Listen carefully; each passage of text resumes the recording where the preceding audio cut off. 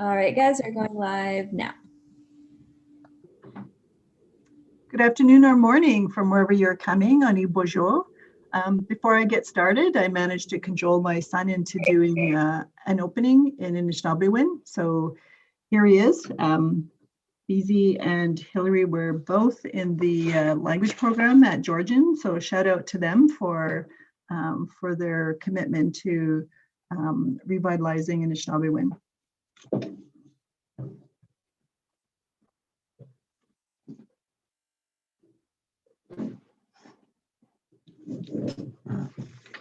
Ani bonjour. Hillary McGregor, Indigenous cause. Waskinaga Donjaba, Toronto Dinda. Makwado Dem. Gi Kinamage Gwas, Georgian College. Nishna Bemwin Minwa Program Development Jinka de Beze Kinamage Gwas Yan. Gitchinenda Kunamanagok. Migotria Canadian Wendagnak Panigi Nishna Bemwat. So I'm Hillary. Went to Georgian College. I'm from Whitefisher First Nation, and I live down in Toronto. I'm going to quickly try and do a little land acknowledgement in Anishinaabe, so you'll have to bear with me. Amve majta da tam ka majidwin ke ginwam danda ake gabji denda guak. Nagan Minwa Ngo Mkwan Nak Nagawin Minwa Toronto Nak Nagawin. Guam Dunda Toronto Mampigada Kimina Mississaugas of the Credit River. Deben Daguk Minwa Gagi Deben Daguk Nishnabek Nadwek Minwa Wendat King. Ninwe Nishnabek Minwa Shkoaj Gabe Degosh Najik Mampi King Gitche Pinten Ma Nanak Nishnabek Miigwech. So let's begin our gathering recognizing the Dish of One Spoon Treaty and the Toronto Treaty or Purchase. We recognize Toronto is located on the traditional lands of the Mississaugas of the Credit River and also the traditional lands of the Anishinaabe, Haudenosaunee, and Wendat. As descendants of Anishinaabe and settlers, we extend our deepest respect to all Indigenous peoples. Miigwech.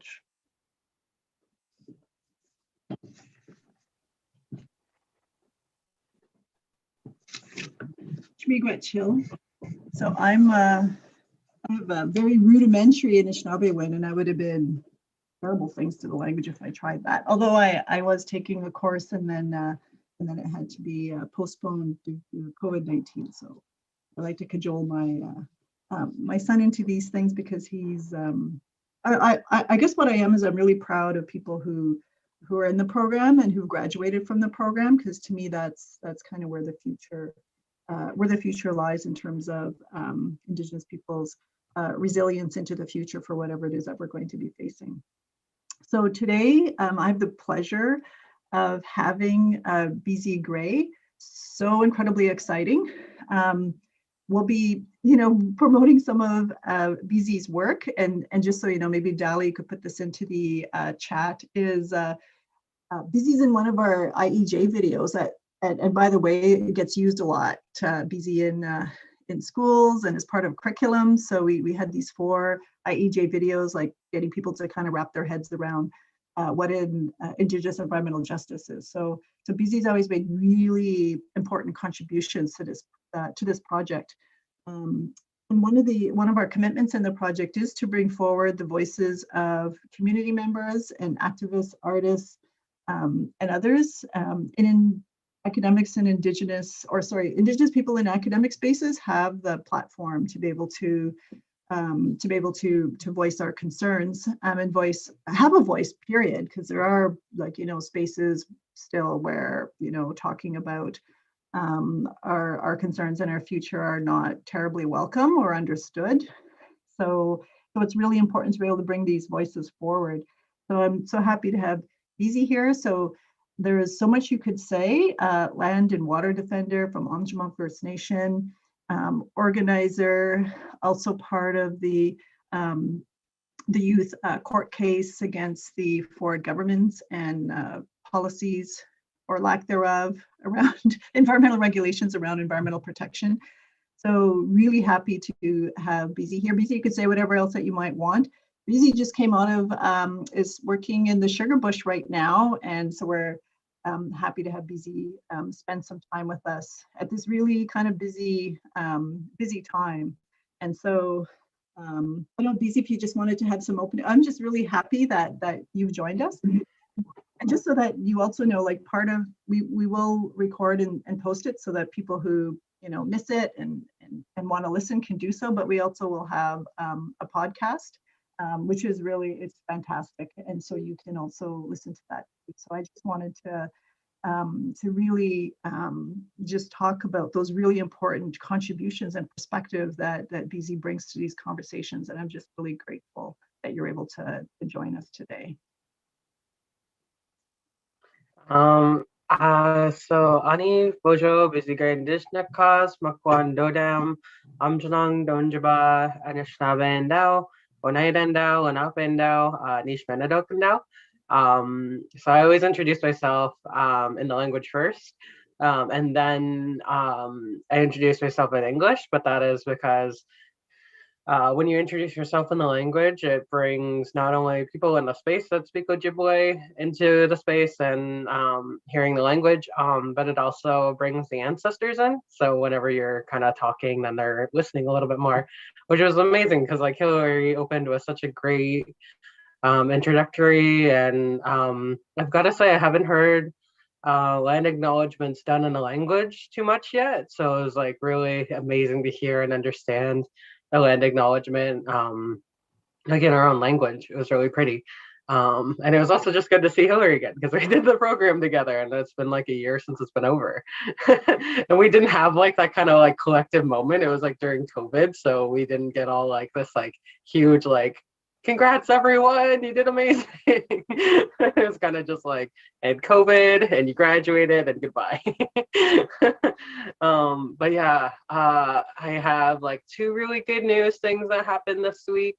Our court case had a small victory, which is that the Ford government tried to, I forget what it's called, but they tried to challenge our case so that it couldn't go into the court systems just yet. But they've been denied. And so we're able to do the full-on court case now.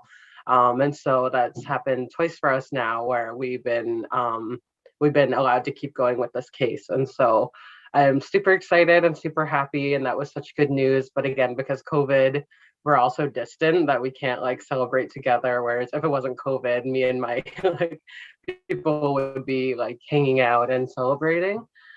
But yeah, so we're slowly making even history with that because no cases have gone through towards climate change towards climate change to challenge a government for like basic like human right things.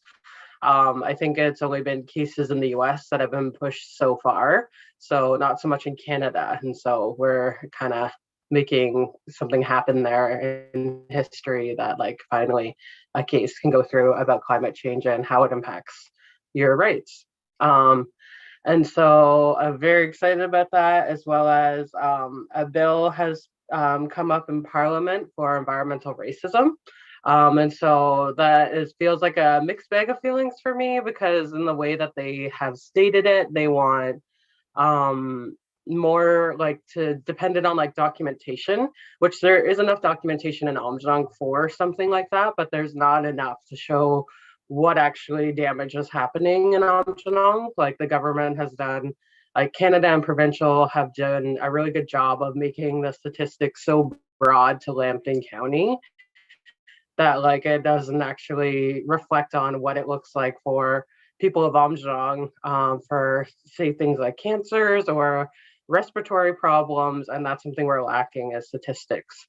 But other than that, I'm really excited for even something like that of a bill to be introduced into Canadian court systems because I feel like that was something that was being ignored for First Nations people a lot and people of color a lot in Canada, where environmental racism was talked about, but it was never fully like acknowledged in any other like spaces kind of thing. So it's interesting that it's being now introduced to Parliament, and I'm excited for that too. So 2 great victories this week. I'm glad you talked about that. Dr. Ingrid Waldron really sort of getting organized around the environmental racism aspect, and which is based on a lot of her work on the East Coast with in First Nations and Black communities. But what I wanted to ask you about that, just I'm building upon a little bit of what you said in the podcast, which most of the viewers at this point wouldn't have listened to, like I got to listen to, is like, what do you think is like the bottom line or foundational the foundational reason why environmental racism exists? Like, what is the, like, why is that necessary for industry in order to get what they want? What's the underlying foundation of why environmental racism, and why we need to have these conversations? Because people didn't really want to go there. In the US, they have a policy framework for environmental justice. Canada didn't have anything like that because they were kind of in denial about that kind of thing, right? So what do you think is sort of like the foundation for why does this even exist in the first place? Like, why do we need to like start tackling it head on? Just your thoughts on that from your perspective. So I think it's very, very, very layered on why, one, it's a thing, 2, it's kind of not really looked at, and why it's ongoing. But I'm gonna be kind of harsh and blunt with it and say that it's, as well as it's an ongoing genocide of Indigenous people. Like, we saw it with parts of the Indian Act, we saw it with parts of residential schools, and how it's just a way of like mistreating like Indigenous people on their own home territories. And so like, it seems kind of harsh to say that, but it's very much true. Like, especially when I look at the case of my own community and reflect upon other communities that I've connected with the work that I've been doing. And so that can look like with the example of my own home community, is that what was called like they discovered oil, and I'm going to put quotations around it, because Indigenous people always knew that there was oil within the layers of the earth, but we never did the full-on extraction industry of like digging as much of it up as we could. We would more of take it off like the sands of like the riverbanks and like take a little bit and then use it like a little bit. But it was never to what the extent is today, which is very destructive. And so what happened with my community was they started drilling for oil in oil springs, and then they branched out, which is like still my home territory, oil springs, and then they branched out to the other cities. And it's really funny because they named all the little cities down there after like oil. There's Oil Springs, Petrolia, and then they made a refinery in London, Ontario. And then London, Ontario's refinery got struck by lightning. So they moved it down to Aamjiwnaang. And when they did that, they learned that a lot of the land had already been like stolen, and things like shady land deals done by the Indian agent. So not actually with proper consent from the community to be like, yes, you can take this land and deforest it, which is what they originally did. And then they would use the St. Clair River to push the logs down to places like Detroit and those kinds of things, and bring them logs like everywhere, because the waterways were like amazing ways that they could transport lumber. And so they deforested a lot of our territory down there and changed the entire landscape into agricultural like farming, which has like been like a very destruction of what the land used to look like.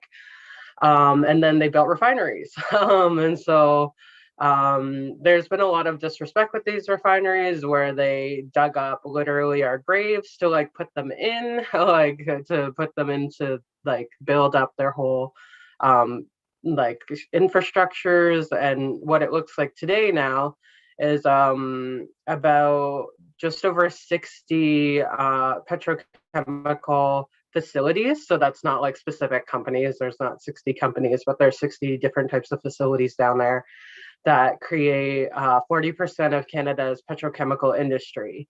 And what's one of the like most interesting things is like that they make so many things. It's not just oil. They figured out how to make all these different byproducts of oil and make them more of a demand. Like for example, wax, like we all know, came from honeycombs and bees and those kinds of natural things. But one thing that I found out through research was that they would leverage that petroleum-based like waxes that we see in all the candles today. Were more like marketed at that time to be like, oh, only pagans use like beeswax, but like the bougie, like higher class use petroleum wax. Like it was so marketed so that like it could be it was seen better to use something that was made from byproducts of oil than like something that's more like natural and like could be done more sustainably. And so that was like something interesting that like I like had learned through research. And it really built up to be like this huge infrastructure where they put so many pipelines in the ground so that it could go to through Canada, like all their oil systems, and to the US. That's something that they definitely figured out when they started building their infrastructure, was like, it could be international, like we can send this oil everywhere. And so a lot of pipelines had been put in again without consent. And now we have like major pipelines that go under the St. Clair River, as well as a railway, which 2 years ago, they actually had a train accident under that railway, and they spilled like 40,000 liters of like this like certain type of acid. And it was like really scary, but it wasn't like national news whatsoever. It was just like another day in Chemical Valley, but that was like something that was like really scary for people from Aamjiwnaang. And then like even talking about the issue of pipelines, there's like one street crossing in my community where there's 86 pipelines in the ground, where it's like they've gotten so comfortable with putting pipelines everywhere. But I can't believe that, like one place that you can literally just drive across the road and then so many pipelines are just there, like you could stick a shovel on the ground and hit a pipeline. And so, yeah, the huge disruption, and they made it international, and they made it such a need to have all these refineries, and that Canadian culture needed like this oil and these byproducts. And so, but what's happened with that is it's now a genocide on my people. So now we're facing so many different health impacts. We're facing different types of cancers and not enough studies on those cancers. We're facing, we have breathing problems. Our people have a higher percent chance of having asthma. We have a disconnect from our culture. I was always told never to pick cedar from my own home community, but I could go to other communities in my territory, like Caron Sunny Point or Walpole and Chippewas of the Thames or Moraviantown, to collect my like cedar, but never from my own community.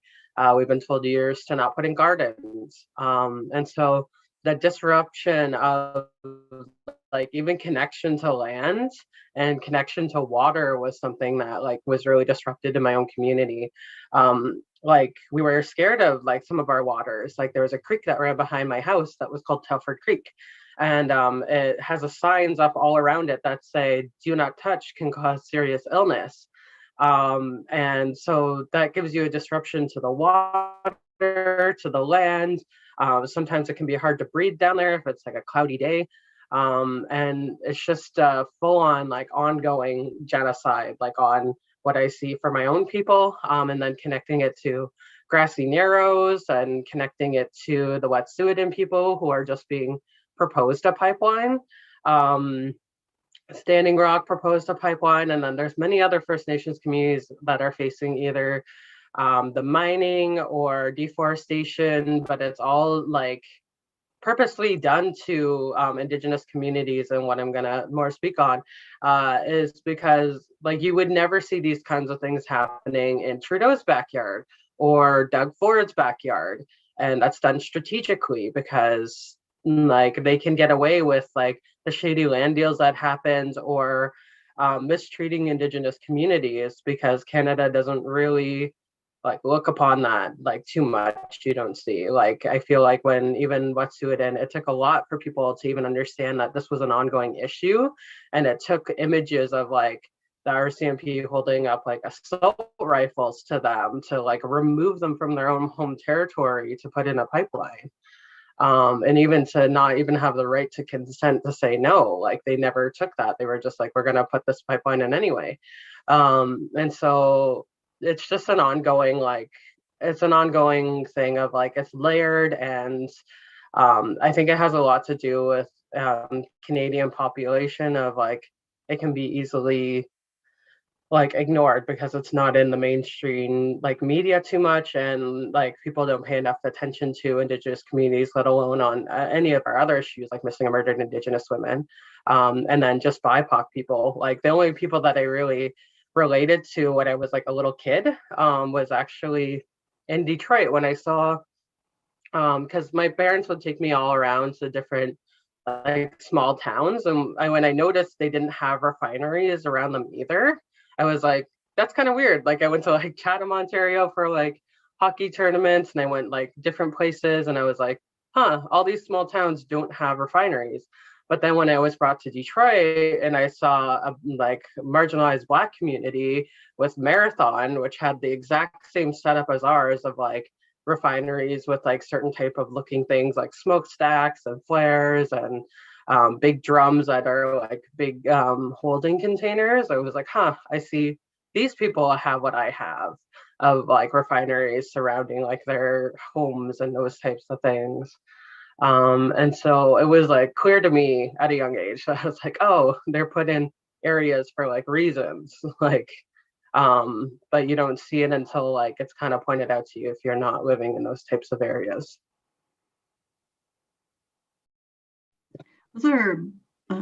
Those are amazing insights into that purposefulness of where siting of those kind of industries take place.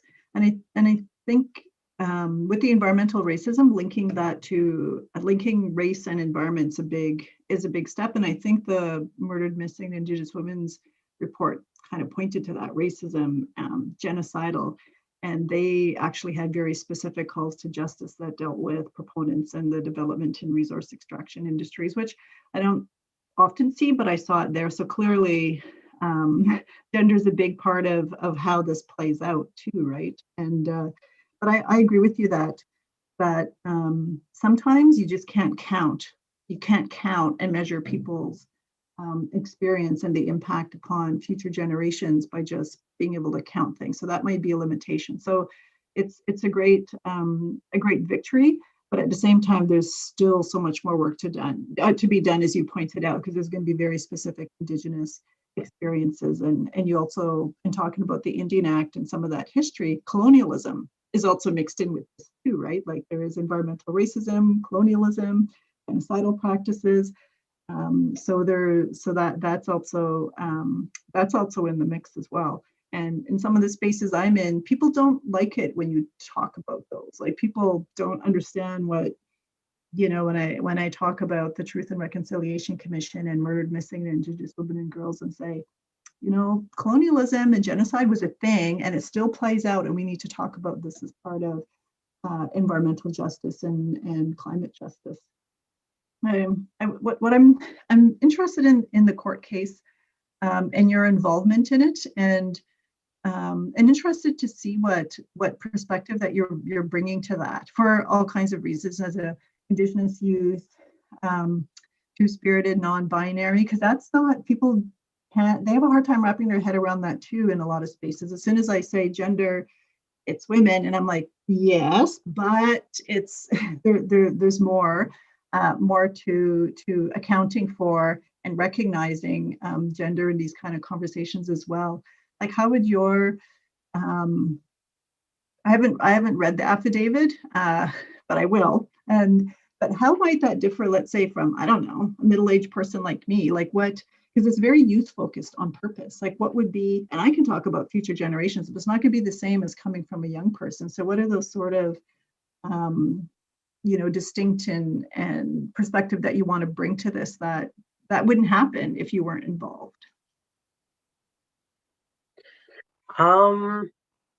Yeah, I think it's like it was very much done on purpose, that it's youth and that's youth from different experiences and backgrounds.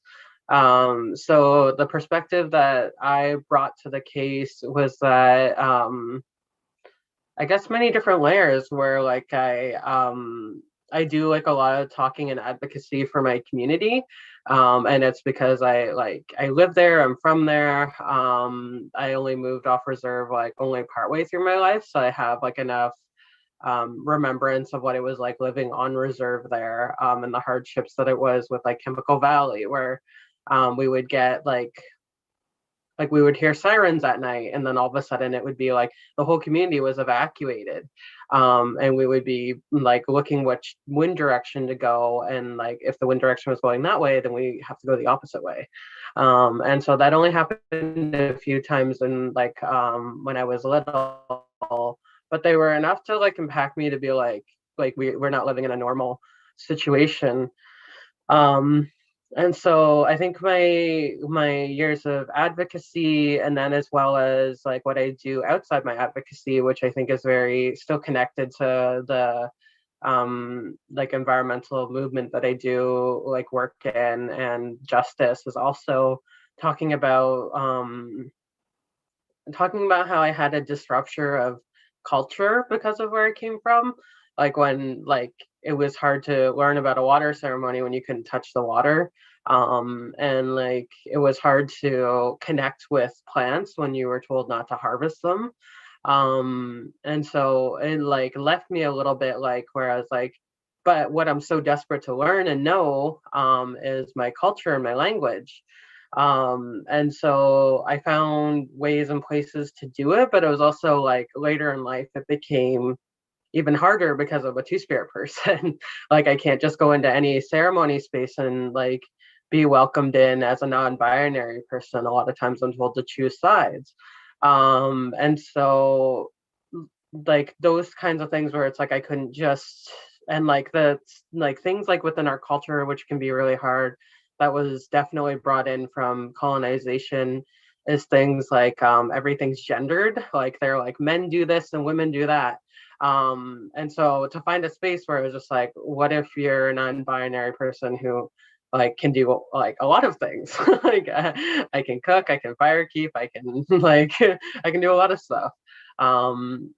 Those things are very limiting for me as well.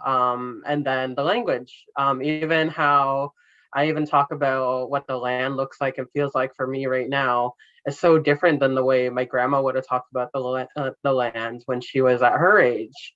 Even in the language, like it would be different. Like if I'm like, I'm 26 right now, and this is what my homelands look like, she would have a completely different like answer for what it looked like and what it was like.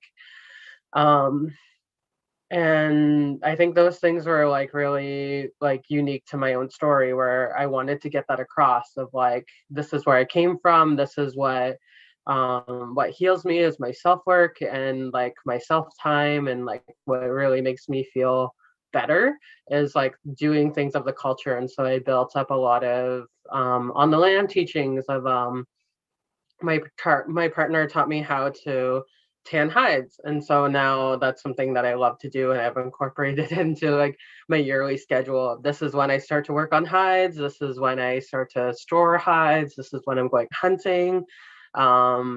This is like part of my life like now, where it's like that's part of my yearly schedule. This is when I'm sugar bushing. This is when I'm harvesting plants. This is when I'm planting my seeds. I'm also a seed keeper. I have Lenape seeds that are kind of rare in Canada. There's like some people in the US who have a big stock storage of Lenape seeds, but it's not as much in Canada. And so I got it through my Lenape community, where I also got a lot of on the land teachings, and where I do my hunting and stuff. Is connecting through my grandma's side of my Lenape community. And so I brought all these different things to the table for the court case, where I'm feeling the impacts of climate change, and I knowing where the climate change is being like where a lot of it's like held responsibility is, where it's refineries and where I come from, but then also me trying to reclaim my culture, my language, is being disrupted because climate change. Like even right now we're facing in the sugar bush where we had so many warm days, and like Deborah said, it doesn't flow quite as well like when it's been warm, like throughout the night and throughout the day. And so we had even a little bit of disruption during our sugar bushing time of like, oh, okay, like we're not going to have that much sap right now.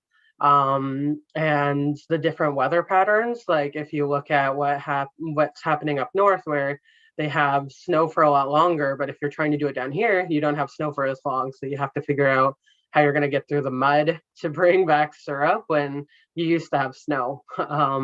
So that's been some hardship, and I love mud, but it's been like very much a hardship right now to try and get through.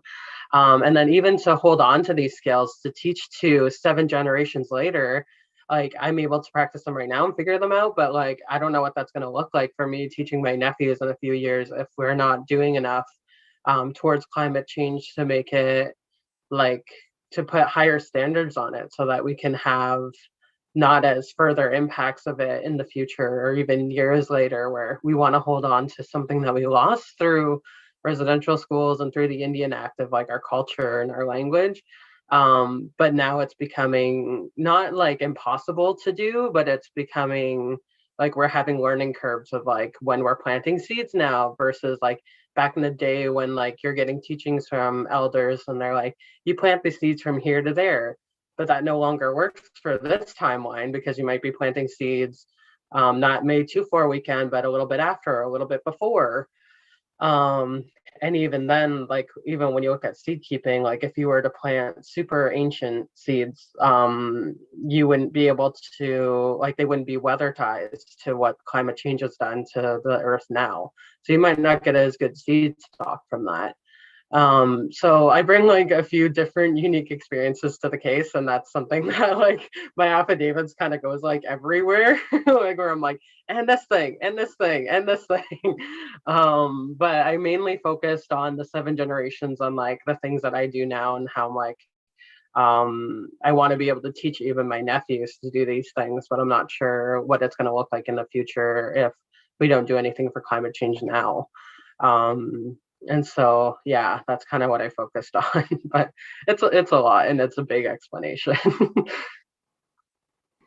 Well, it's important because it relates to our earlier conversation on the environmental racism bill going forward, because some things are kind of recognized, but not the deep kind of genocidal colonial things, and that the culture and traditions and language is really important. Like it may not be important to perhaps settlers who don't have that same kind of connection, but they still have concerns about climate change and future generations, but not in the same way because of being Anishinaabe on the territory and connecting to your ancestors, because it's also future generations. But how do you actually also honor what our ancestors wanted us to know, which was included being able to take care of the earth and ourselves and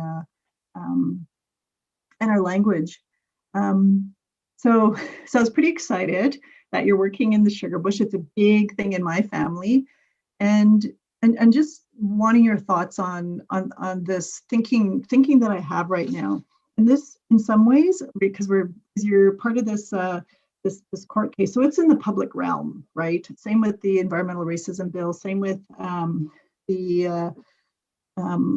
I guess the recent court decision, also Supreme Court, around they're also around climate change that the West was putting forward, the Western provinces, and is the role of how our own knowledge and our own traditions and our own language could help build actual resilience into the future.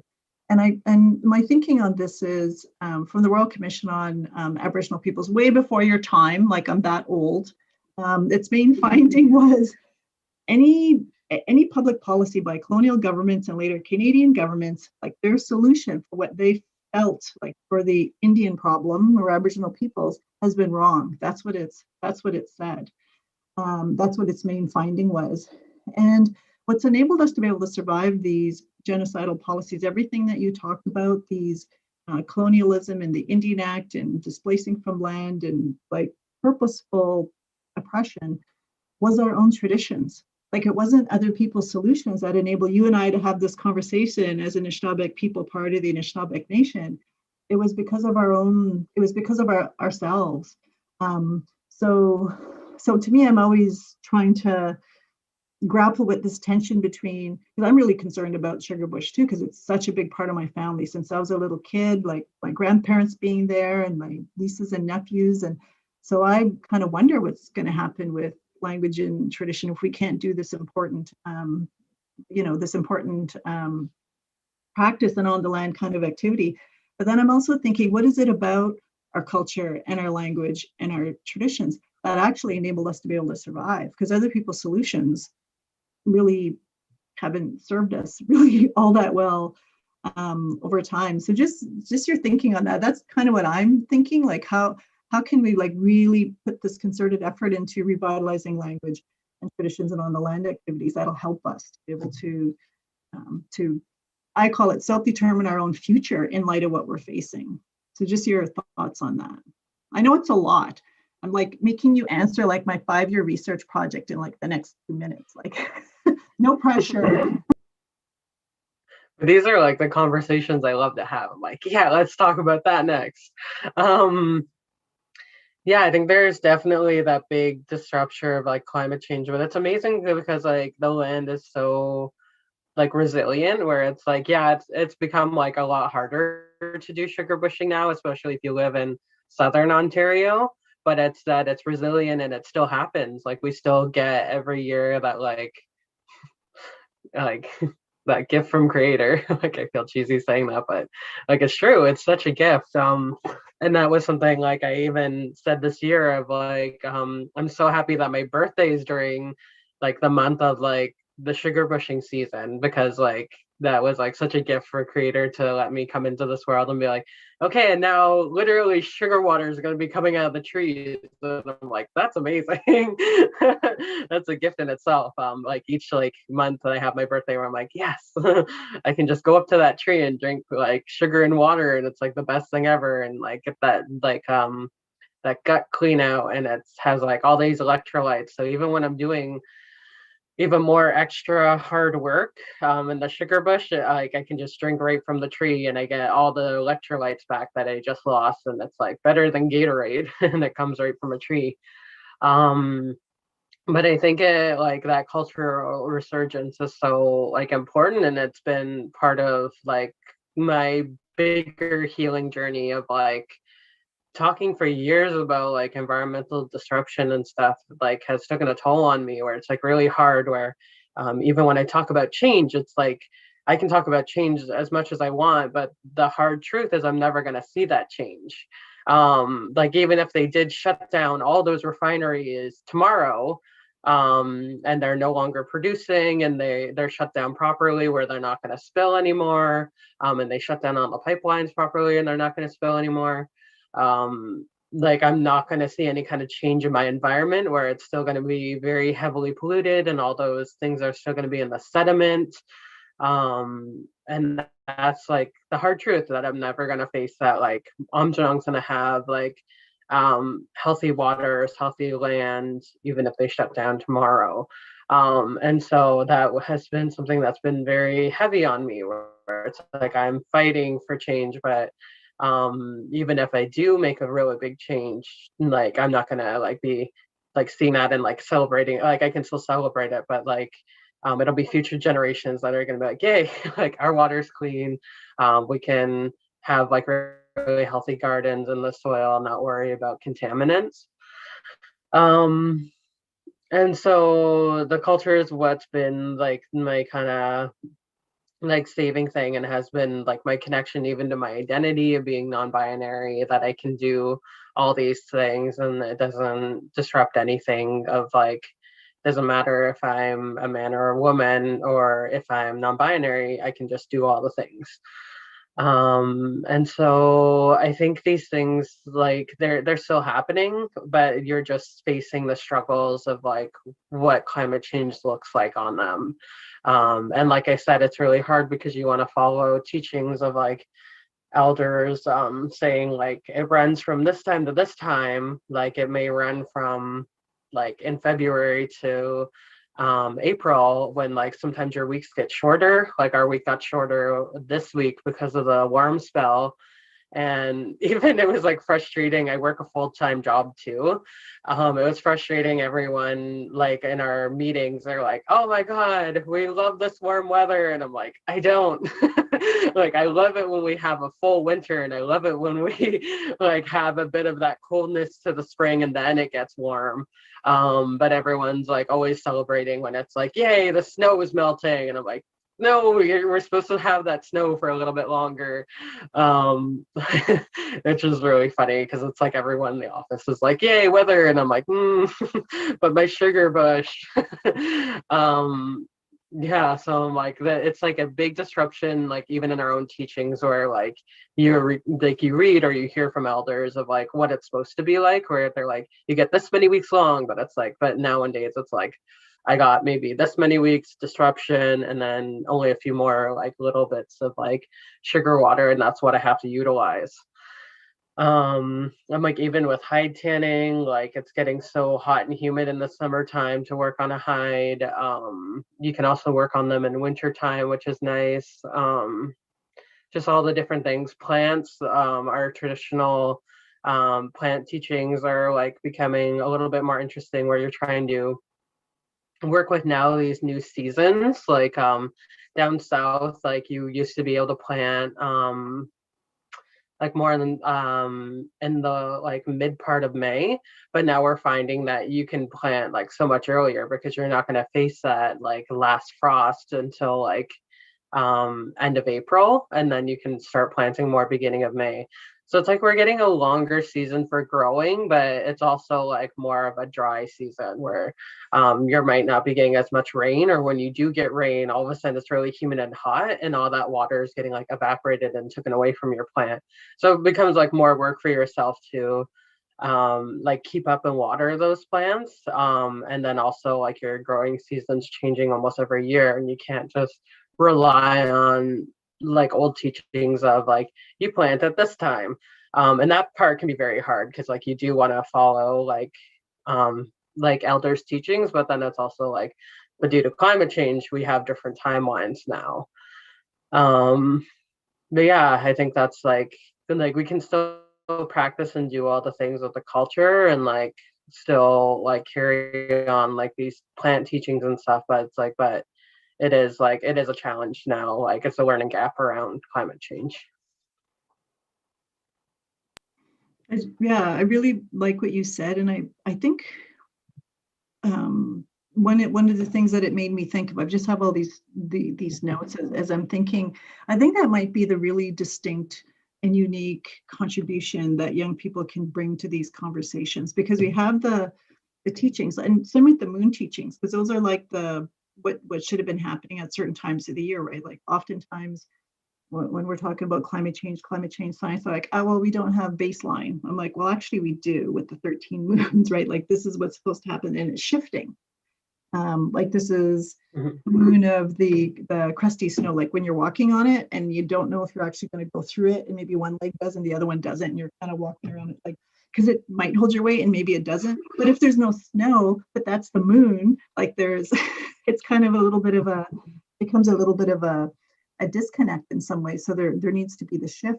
So I think with youth, perhaps being on the land and sort of experiencing those shifts that are happening, they can actually bridge those knowledge systems to enable resilience, and to, because we always adapted. Like there was, like Anishinaabe always did, like, you know, in a lot of our stories we face destruction before, you know, like even the recreation is because of destruction, right? The story there.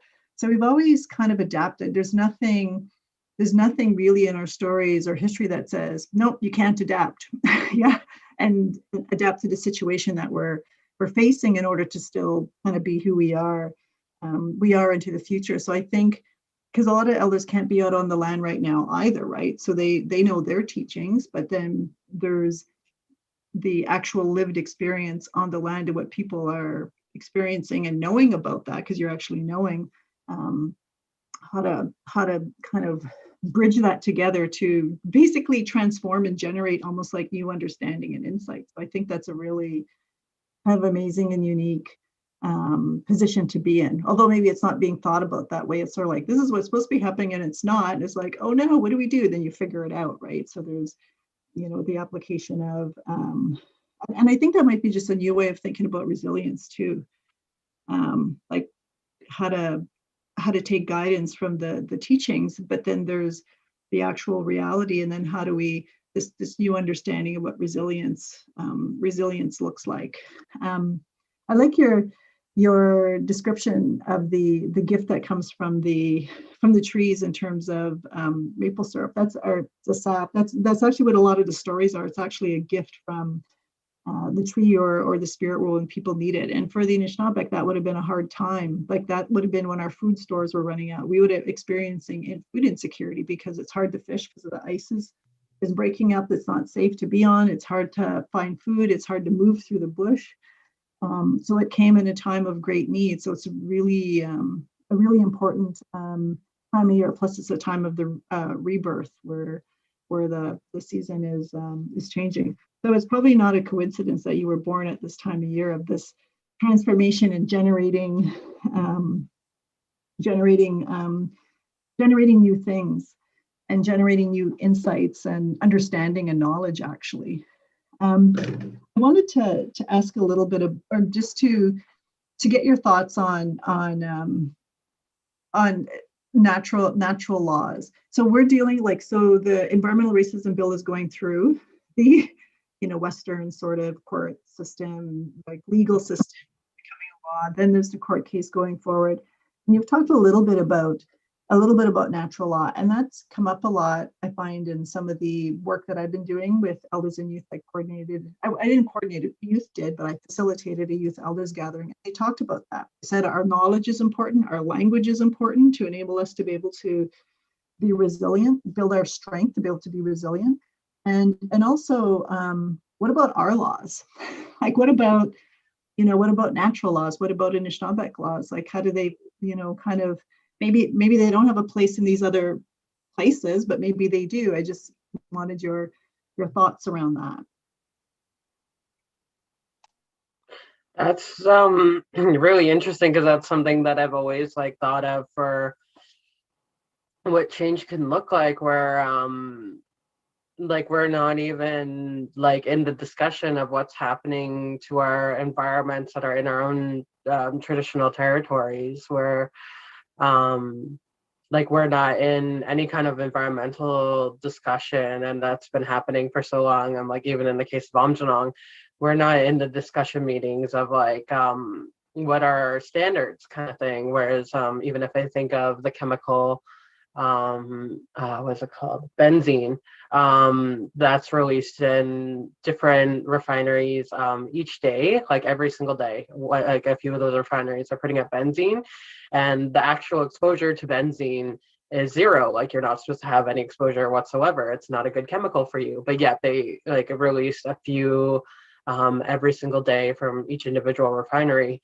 and that has we're not Aamjiwnaang isn't in the discussion of maybe we should have better standards for those kinds of things. We're not consulted on our own home territories enough of what's going on, what's being released.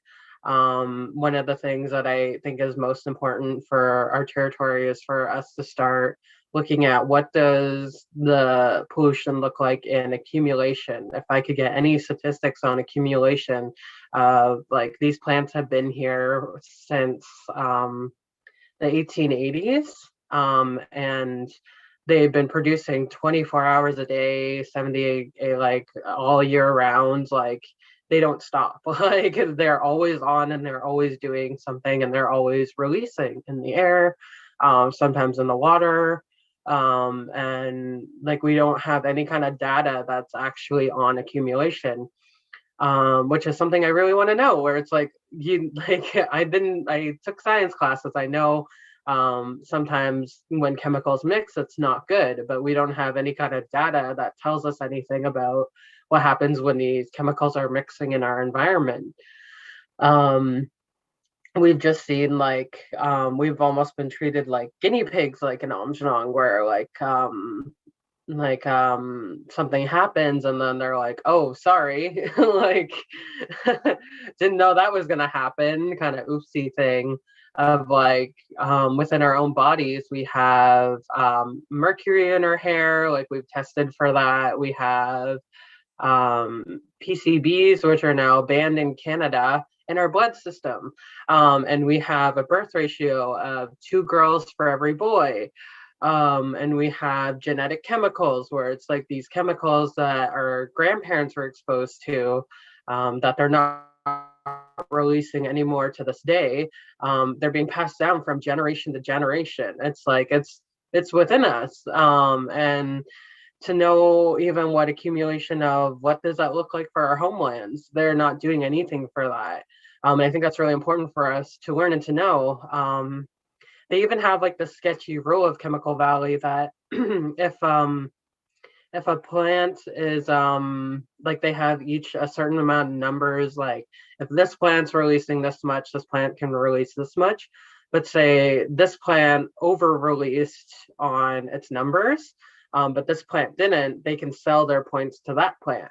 So they don't even have proper documentation of like how much like chemicals that plant's actually putting out, because they're just sold off their points to another plant. And even though they technically over polluted that month.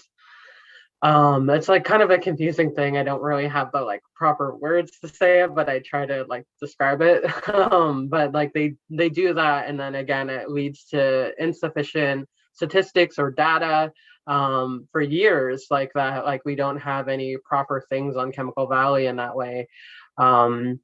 And then when they do health studies, they do all of Lambton County. They don't focus in on Aamjiwnaang or Sarnia individually. So they're getting away with these like reasonable statistics that's reasonable for a county, but it's not reasonable for, say, individually Sarnia or Aamjiwnaang itself.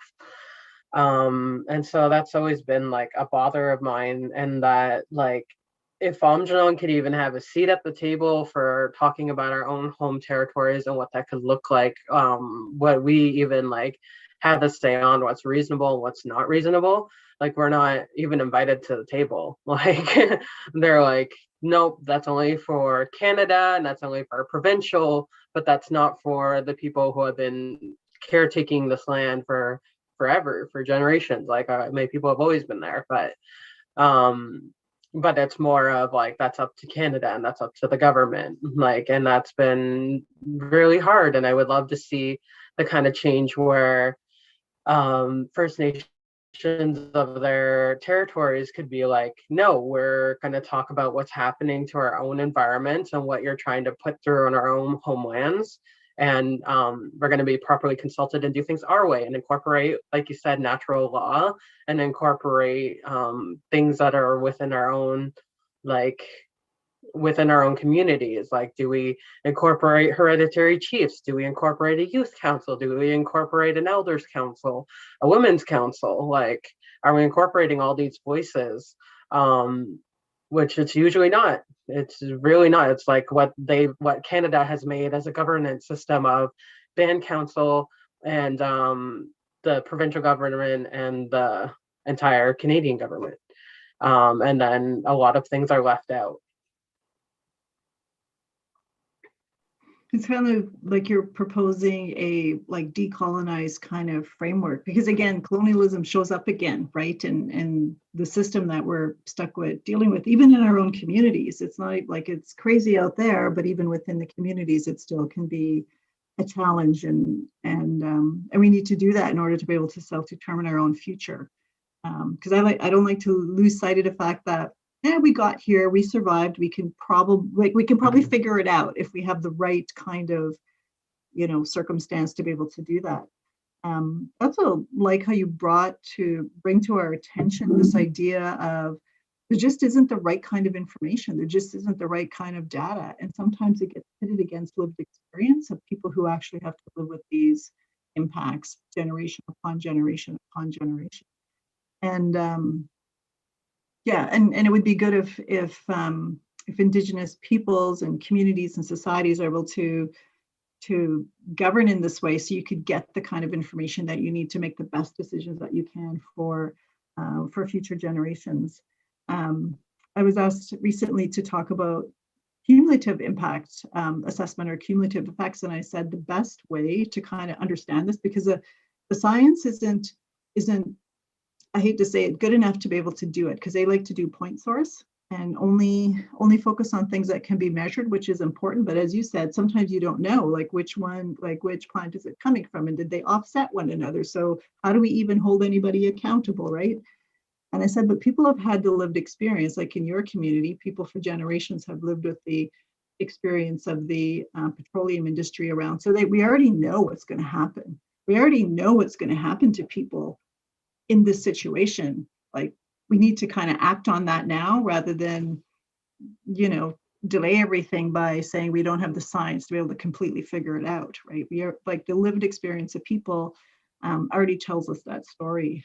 So yeah, I like how you bring that out, and the way that you bring that out into the way that you're describing your experience, because there's nothing like the lived experience, right? Like, I can't say that's not your experience when you know that it is, right? So I wanted to, so we're getting about to an hour, and I don't want to take more of your time because I know you got to go work in the bush and dig through the mud, and but I wanted to ask about, because I think this is an issue, and I struggle with it myself when I'm in these spaces where people don't want to talk about genocide, they don't want to talk about racism, they don't consider those part of the climate, change or climate justice conversation. They don't want to talk about colonialism. That's like a bad word, that C word.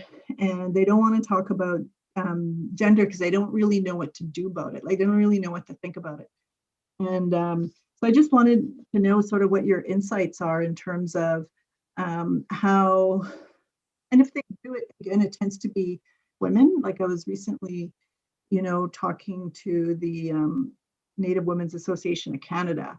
And I said, well, we have to consider, like, non-binary, like there's more to gender than, because women are already ignored, but now, like, there's other people that are ignored as well. Like, what advice would you give to people? Because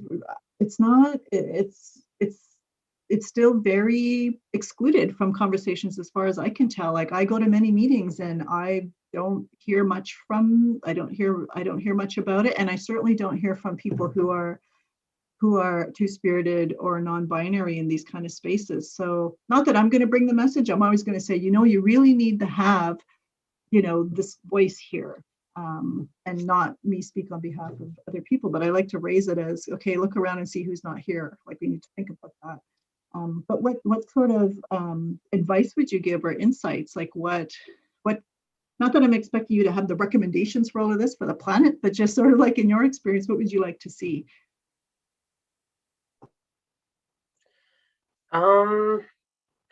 Yeah, I think it's a really, like, when I talk about failed statistics of my own community, I'm also realizing there's failed statistics for Two-Spirit people, and even the missing and murdered Indigenous women and girls, and Two-Spirit people's report of, like, we don't have enough statistics on how many, like, community members we've lost. We don't have enough information on like, it's such like an intersectionality thing of, like, you're walking in two worlds of, one, you're Two-Spirit, and whether you identify as Indigenous, like, whether you fully take on that identity of Two-Spirit, or if you're just Indigenous and trans, Indigenous and non-binary, Indigenous gay, or like any of those things, like, you're facing homophobia, you're facing homophobia from inside community, you're facing homophobia from outside community.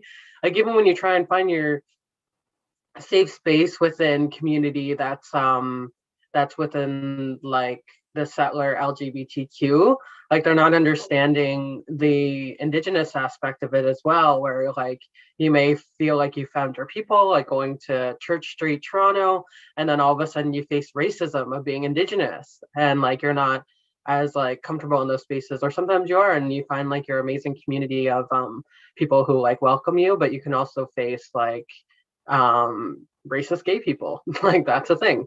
And you can also face just the racism and hardship of being Indigenous, but when it's layered of like the intersectionalities of being two-spirit and like gay and Indigenous, then it's like a whole other ball game where it's like healthcare doesn't seem accessible, welfare, judicial systems, all these different things are like more of a challenge. And what was like really hard for myself even was when I came out to my mom that I was two-spirit, she was like, but the world's going to be so much harder on you.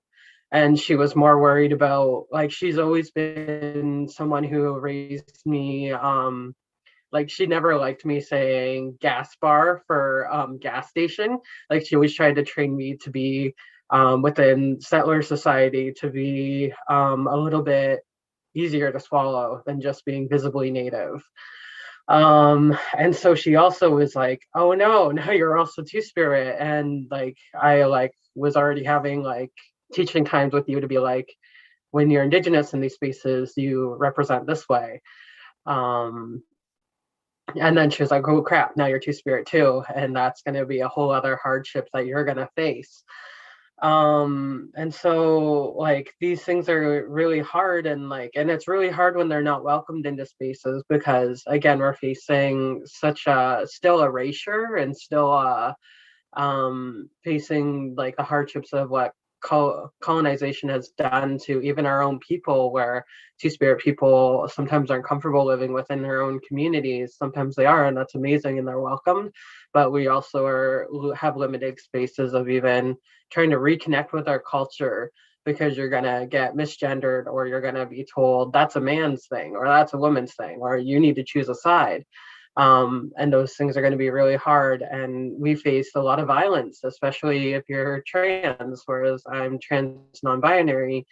And even being an environmental, like spoken out person, like I've been where me and my sister were doing an interview, and I was in Chemical Valley, and someone threw a full can of pop at her, at like her head, and like it like missed gladly, but it was like, but we face like just straight up violence from people who don't like want to see the identity of Indigenous and two-spirit.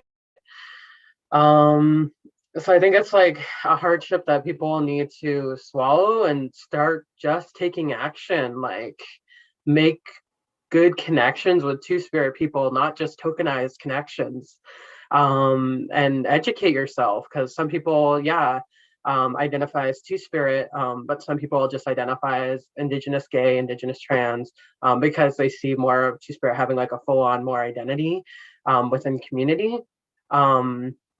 And there's like so much you can do that I'm not just going to say just be an ally. It's like also just like do better for those communities if you're, because it doesn't do anything, it's not anything against you as a person if you're even like introducing pronouns into the space, if you're cis, and if you're cis and you have cis privilege of like, I am a female and I always identified as a female, or I'm a male and I always identified as a male, like it's okay for you to take up that kind of space to be like, let's make this space safe for two-spirit people, because that's not really anything like that's going to harm you, and it's going to make the space more safe for a two-spirit person. And I think two-spirit people need to be in a lot more spaces, and again, better statistics and more data, and even recognizing, even when we're talking about missing and murdered women and girls, we're also acknowledging the two-spirit identity of that also might be an Indigenous trans person, whether it's female to male, or non-binary, that's also included in that conversation, because we're not seeing enough done for those people.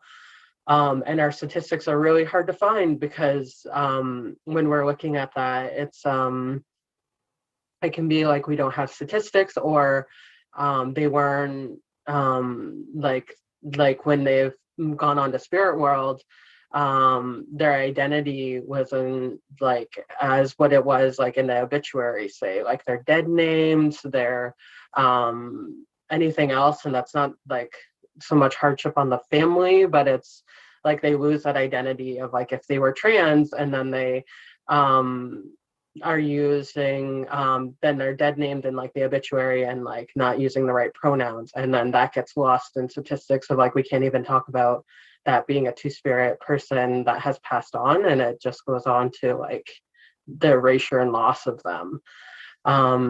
So I think that's something that we need to even talk about within our own community, that like all our communities need to welcome back our two-spirit people, and as well as we need to welcome two-spirit people into broader spaces of academics and healthcare and all these different things to make them more accessible for us.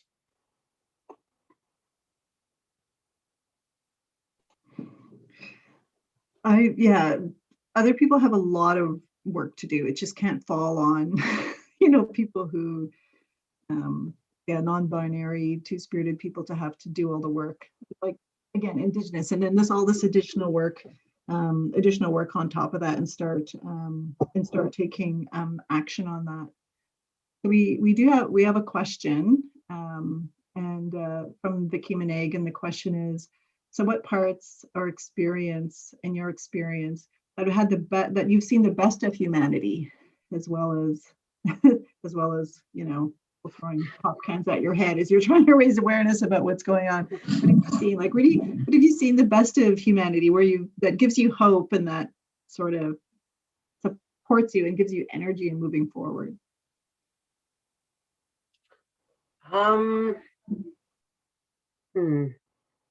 I guess some of them, like, again, like I say, like a lot of my healing comes from and self-care comes from doing stuff on the lands, whereas I found my community that like I can safely and be welcome to do like hide tanning, to do sugar bushing, to do planting, to do all these different things. Like it took me a while, but I found them. And with even in my own Lenape community, one of the things that my uncle taught me was that he's actually a cousin, but I call him an uncle because he's like old enough to be my uncle. He told me that Lenape community, if you were a man and you were good at cooking but you weren't good at hunting, no one would make that person go out into the fields and be like, you need to like hunt because you're a man. He was like, we're not going to bring anyone who doesn't want to hunt on the field or isn't good at it and doesn't want to do it, because what's the point of that? Like, you're not going to get anything in that hunt then. He was like, we always just allowed people to do what they wanted to do, and what they were good at and what they felt like inspiration for. It was always based on that, not gender roles of like, you're a man, you must hunt, you're a woman, you must do like water keeping and all these different things. Like it was an amazing teaching. And so then I learned like, I'm safe here. Like I am safe to learn how to structure build. I'm safe to learn to hunt with you, and I'm safe to learn to do all these things. So I'm very like lucky and fortunate that I had a space like that, and that I could go there and learn all the different things and just be who I was. And it was just like, if he noticed I was interested or like doing something, he was like, heck yeah, we're gonna do that thing.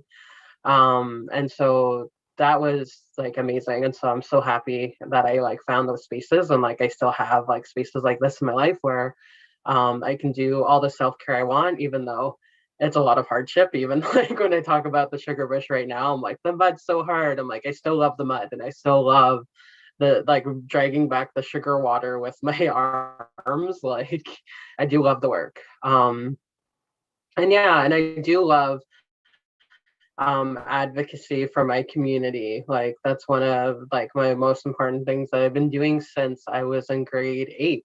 Like I've been talking about my community and being a youth advocate for my community since I was young, because some youth I noticed weren't as comfortable like speaking about it. Like it was really hard for them, whether it was emotionally hard or just couldn't like find the words to talk about it. But I noticed at a young age, I was like, oh, I can talk about this. I can talk about this like a lot. Like I can give you so many like examples and experiences that I have with environmental racism. And so, yeah, I'm very happy in life, but there are hardships of being two-spirit and like facing violence for different things. But other than that, I love the culture. I love speaking in the language. I love learning the language. I love making mistakes in the language because then I learn that I did something wrong and I'm like, oh, great, I can do better next time. And I love talking about the environment and how like it's so connected to Indigenous life and how we need to do better for it. Thank you for that. I'm going to show you one of my favorite images recently, just to sort of get your reaction and comments to just end this. It always makes me smile. It'll give you motivation to go in the bush. But I'll show it to you. Except not as much mud, I don't think, than where you are. I don't put this thing out of the way. I can never slideshow. Oh my God. I can't really quite get the if I do the full slide thing, it might start from the beginning. But this is my niece, so she's 2. And one of the things that I learned in Indigenous spaces and talking about climate change, even when the conversation could get really hard, because you're going to talk about genocide, you're going to talk about colonial, those things aren't always hard and comfortable for people. But the one thing that always comes up is love. Love always comes up with the youth. Love always comes up in these conversations that I don't see in other spaces. I go to other spaces, no one talks about that. I just wanted to sort of get your thoughts on this is this idea that that the youth brought up at this elder youth gathering about this, like being able to love yourself like you love the earth, and that's kind of maybe the energy that's going to keep us going. I just sort of want to know what this is my niece. She's trying to help out here. I like love that idea. Yeah. But yeah, I feel like it can be really hard. Like when I like started out doing this, where I was like, oh, but there's so much harm done to the earth, where I'm like, I see, and like even then I still get emotional. Like I was emotional last night when I got notifications that like they're doing startup season now in Chemical Valley. So that means 100% more spills in the air. There's risk of spills in the water, and that this is like very hard. But I think, like honestly, like it sounds cheesy, but like again, but yeah, loving the land and loving all the things even that we're facing today, where we're facing shorter winters. Like it's hard. Like a lot of people are facing hardships with that too, as well as people are like celebrating like, oh, we're getting warmer weather sooner, which is fine. Both experiences are fine. But just that love for the land is so unique and special, and it does feel like you're loving yourself, like when you're drinking something that's good for you, like sugar water, where it's so sweet, and it's giving you electrolytes and it's giving you a spring cleanse, and it's so refreshing because it's always cold when it's in like the bucket. So like when you've done like some hard work, or even just like you're like, it was enough hard work walking out to the bush, it's like just drinking right from the bucket is like that feels like self-love. And it's like, because people always say like self-love is like drinking cups of water. It's like self-love could also be like a walk, collecting some plants that like you hold like amazing knowledge for, can be drinking maple water, or when you finally get done your first batch.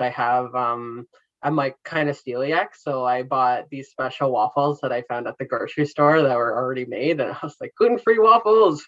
As soon as we're done our first batch, I'm gonna like eat these really tasty looking waffles with the syrup.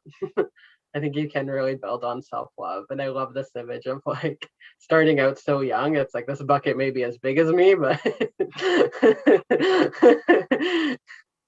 it's amazing. There's another one where she is, pouring. She's trying to pour. I just thought it would, put a smile on your face, because I think, because I'm taking you on this emotional roller coaster. Tell us the racism that you faced and why that's relevant. Like, that's just like, taking you on this crazy emotional roller coaster. But really, I think what I find inspiring about the work that you do is that it's motivated out of love for future generations, like the court case and everything else, right? It's just like, that's the motivation, despite all this other crazy world that we live in, and the violence and racism in it. So I just wanted to just end with that. Well, actually, there's some more questions that are coming in. Oh, it's just people saying, I guess maybe we should answer some of these questions. So one of them is, a lot of people thank you for your words and insights and honesty, and probably folks looking to see where solidarity can happen. And one of them is, if you see any value in international networks to support your work. I think for sure 100%, because the companies that we work with, like Suncor, Shell, they're also companies that are impacting like South America. So international, like talking about these things, like I'm more like, even though I have risks of talking against these things, like people in South America that talk against like these companies get killed. And so that's one of the hardships of like I'm going to keep speaking out against Shell, but like I do have a privilege of like I live in Canada. And so like that's something that I think is so important to acknowledge, that it's Indigenous people like everywhere that's being impacted by these companies, and we need to acknowledge the international like disruption of what's been happening to Indigenous people. So I think international help is really important and amazing. And another question to end off, and I mean, I can try to answer it too, and it's from Melanie Jeffrey, asking about how youth can be, or how to welcome youth into research conversations. Because, we talked about this data, and data exists, and not as much respect to people's actual lived experience. Like, we don't have to kind of wonder what the evidence is. We kind of know just from what's happening to people that we know and that we see. So is there any thoughts about how to be meaningfully, not just like research subjects? That's the thing. We have youth as research subject. That's not the same as like, meaningful part of it. So any thoughts for researchers out there? Yeah, I think research is important, and then it kind of takes away from like it's kind of interesting. It's like you could do research on the impacts of Two-Spirit people on healthcare, and it's like, we know things are bad. How do we fix it, kind of thing? And it's like, yeah, things are really bad. Like I face like not great treatment whenever I go into healthcare. But I think like actual change coming from that, and then I don't know, like incentives and things like donating money towards on the land things, where it's like, if there's an up and running sugar bush, like just donate money to any kind of language things that you see happening, or communities that are fundraising for, like, just donate money and resources to not just culture and language revitalizations, but also people who are doing things for the environment, like Grassy Narrows or Unistoten or Aamjiwnaang, or like all these different places. Donate money towards helping any kind of missing and murdered Indigenous campaigns, Black Lives Matter.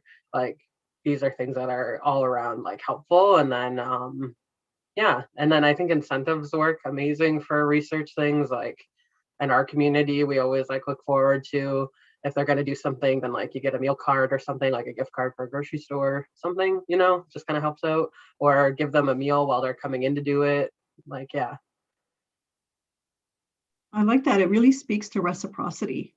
Like, my research is going to benefit youth, but actually, like, does it? Like, can you like actually literally act on that and actually support something for support youth? I like that. That's good advice for researchers. Like, let's see the reciprocity, because we talk about it theoretically as an ethical principle, but no, you actually have to do something. So that's excellent advice for researchers, students, and faculty.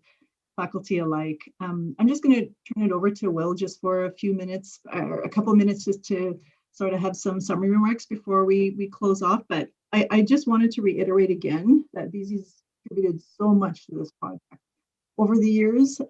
So thankful that you made the time for us, and the work that you're doing, because I think it's going to make a difference. I think you're going to be on the right side of history here. So yay! But I'll turn it over to Will for a few minutes. Yeah, amazing. And I just want to reiterate what Deb said as well. Thank you so much for taking the time, Beze. We had the opportunity, Dali and I had the opportunity, and our colleague Jesse, to speak with you last week for a podcast that hopefully is going to be coming out soon. Whoever is interested, it'll be on the IEJ page. But we kind of touched on all these issues, but today we really went deep. Professor McGregor offered her insights as well to really get to the heart of a lot of these, the topics in your work and your continuing work in the years to go. And I'm happy that we ended on these topics of love, reciprocity, the principles that really do motivate and drive your work, and the work that you surround with the people that you surround yourself with as well. So yeah, Beze, thank you so much for the time. That is the summary that I really want to leave viewers with as well. I know you have to get back into the sugar bush as well.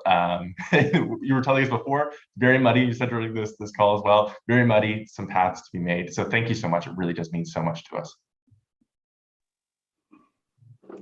Yeah, I'll just echo that, and again, just how much you contribute, and we'll think about this reciprocity, what we can do in the project to really highlight what you've talked about, and just that underlying motivation. I just love Beze so much. Talking about love, she just does so much work and inspires so many people, and I'll do what I can to amplify the voice that you have and others that you feel like really would like to benefit from this kind of experience. So with that, thank you everybody for joining us, and Beze's gonna go drink some sap and get some electrolytes and some energy trudging through the mud, and I envy that. I will hopefully be in the McGregor Sugar Bush in another day or two, and I want to thank everybody for joining us in this fantastic conversation, and Beze really for opening up to us and being generous with your time.